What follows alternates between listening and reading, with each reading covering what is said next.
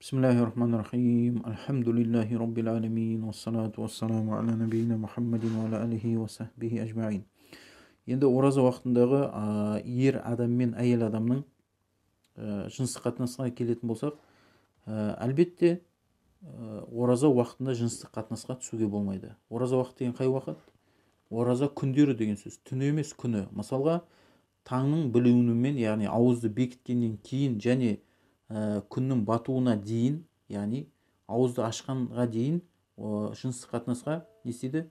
Түсуге болмайды. Неліктен? Өйткені ол оразаны бұзатын себептердің бірінен болып табылады.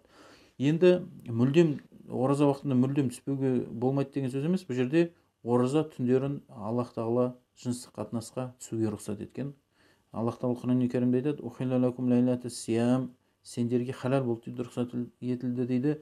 Лайлатас сиям, ораза түндері дейді, яғни Рамазан айының түндерінде ар-рафасу иля нисаикум, әйелдеріңмен жыныстық қатынасқа түсуге рұқсат етілді дейді. Хунна либасун лакум ва антум либасун лахунна, олар дейді, яғни әйелдер сендер үшін киім дейді. Ва антум либасун лахунна, сол сияқты сендер де әйелдерің үшін киімсіңдер дейді. Бұл жерде киім деген мағына тікелей аудармасы киім деген сөз. Бірақ бұның мағынасы сендерді бүркейтін деген сөз, күнәдан тыятын, жан мен тән рахатына бөлейтін бір көрік дейді. Сол іспеттес дейді, яғни киім іспеттес дейді, яғни сендерді харамнан сақтайды дейді, сендерді жасырады дейді. Сол сияқты сендерді оларды жасырасыңдар дейді, харамнан сақтайтындар дейді. Осындай мағынада олар сендер үшін киім сияқты дейді. Сол сияқты сендер де олар үшін киім сияқтысыңдар дейді. Осындай мағынада, яғни харамнан сақтайды, сендерді жасырады, және де халал болған жолмен сендер жаңағы жыныстық қатынасқа түсесіңдер дейді. Енді түнде ауыз ашылғаннан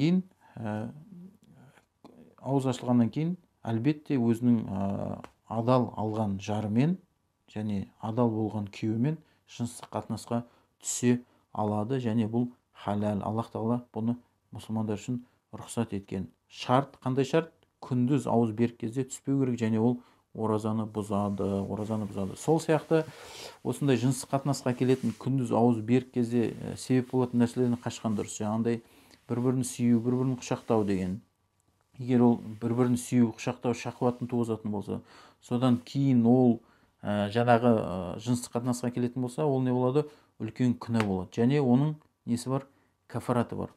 Мысалға, кім күндіз қосылып қойды ауыз берік кезінде, сол күні үшін ол ең біріншіден тәубе жасау керек. Аллах тағалаға тәубе жасау керек. Сол сияқты ол екіншіден не істеу керек? Сол күннің қазасын өтеу керек. Үшіншіден ол сол жыныстық қатынасының кафаратын өтеу керек. Кафараты ең біріншісіне ол мұсылман құлды босату керек. Егер оған шамасы келмесе, ол жоқ болса, 2 ай бойы, 60 күн бойы үзбестен ораза ұстау керек. Оған шамасы келмесе, 60 не істеу керек? 60 кедей-кепшікті тамақтандыру керек. Міне осындай үлкен ұлы жаза қолданылған ораза кезінде, ауыз берік кезінде жыныстық қатынасқа түскен үшін. Неге? Оразаның құрметіне, Аллах тағаланың әмірінің ұлылығына байланысты. Аллаху а'алам.